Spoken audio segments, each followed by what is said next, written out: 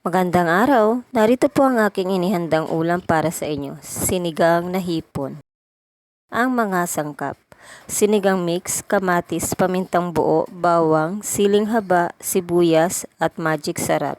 Kangkong leaves, hipon, una ko pang nilagay sa kawali ay ang mantika. Sinunod ko po ang bawang, sibuyas,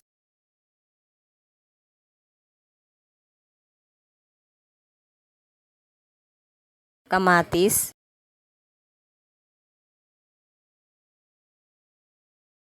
hinalo ko lang po ito. Sinunod ko po ay ang hipon.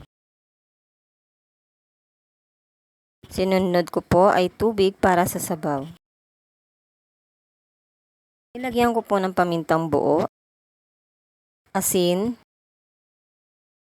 at magic sarap. Pagkalipas ng ilang minuto ay kumukulo na po. Inilagay ko na po ang sinigang mix. Sinunod ko po ay ang kangkong leaves. Ayan po, kumukulo na po siya. Ayan, luto na po. Thanks for watching. Like, share, and follow. Kain po tayo.